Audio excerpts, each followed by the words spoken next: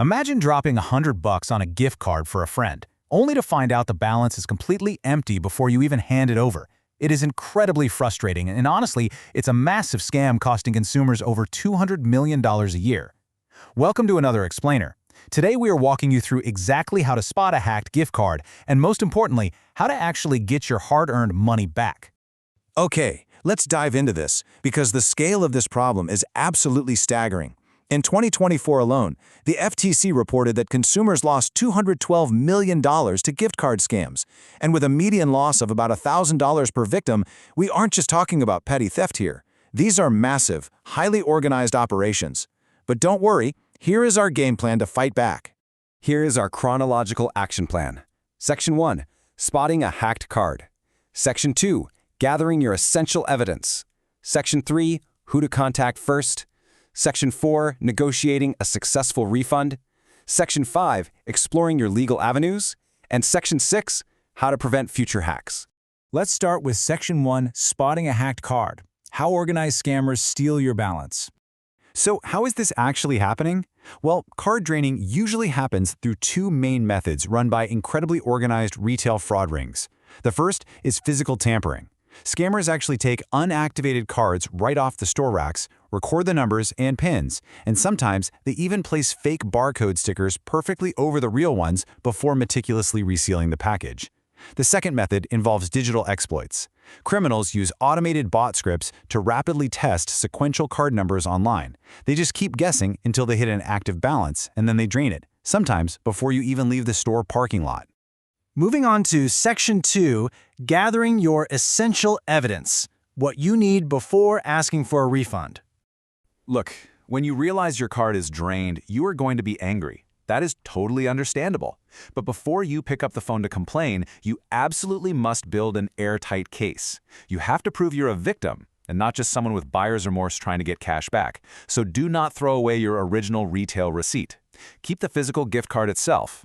Take well-lit, clear photos of the front and back of the packaging to document any subtle wrinkles, tears, or weird stickers. And finally, if it's available, pull a complete transaction history. All right, Section 3. Who to contact first.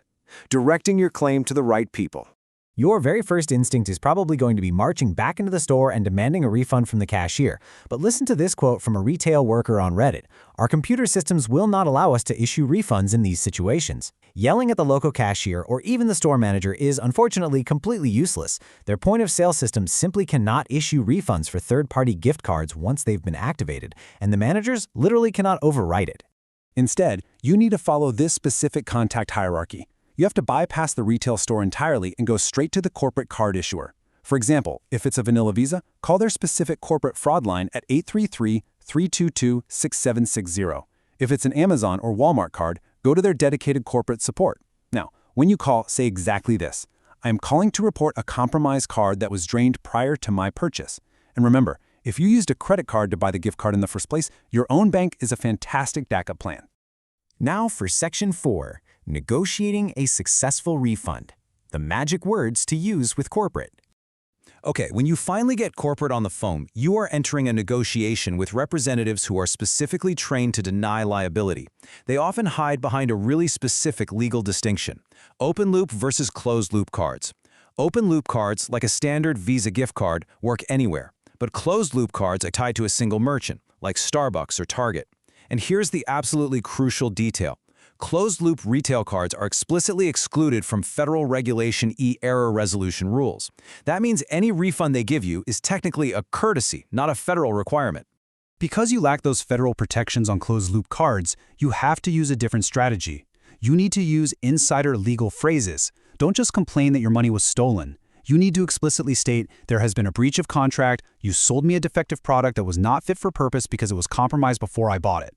By firmly establishing that the merchant sold you tampered packaging, you literally force them to take your dispute seriously. Next up, Section 5. Exploring your legal avenues. Escalating the claim when corporate refuses.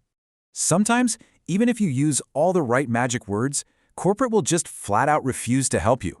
If that happens, know that you are not crazy for thinking they should do better. In fact, there's a massive class action lawsuit right now, Schumann v. Visa USA, claiming that Visa actually knew their vanilla gift cards had defective, easily opened packaging, but completely failed to implement reasonable security features to stop it. They are literally being taken to task in the legal system as we speak for this exact scam. So, what do you do if you hit a brick wall? We recommend a 3-step escalation process. Step 1, of course, is trying to escalate the corporate dispute with the issuer. Step 2, if you bought that gift card with a credit card, you can actually file a bank chargeback. Under the Fair Credit Billing Act, you generally have a window of 60 to 120 days to dispute the charge as a billing error because you were sold a defective product. And Step 3, take it straight to the government. You really need to make your voice heard by regulators. File an official consumer complaint at reportfraud.ftc.gov and contact your state's attorney general. The AG's office can put intense pressure on these companies in ways that we as individuals just can't. Plus, state legislatures heavily rely on this exact data. To put that into perspective, 22 different states introduced bills targeting gift card fraud in 2025 alone, and that was based directly on consumer reports just like yours. Finally, Section 6, How to Prevent Future Hacks. Protecting your purchases before you buy. Now that we know how to fight back and get a refund, let's look at proactive defense so this doesn't happen again. First off, skip the plastic altogether and just buy digital e-gift cards directly from the merchant's website. If you absolutely must buy a physical card in a store, meticulously inspect the packaging. Look for any tears, weird wrinkles, or raised barcode stickers. Always choose cards hidden at the very back of the display rack because scammers almost always place their tampered cards right at the front. And lastly, treat these cards like cash. Spend them as quickly as possible before an automated bot can crack your number. Just a quick note before we finish up. The information in this explainer is for educational purposes only.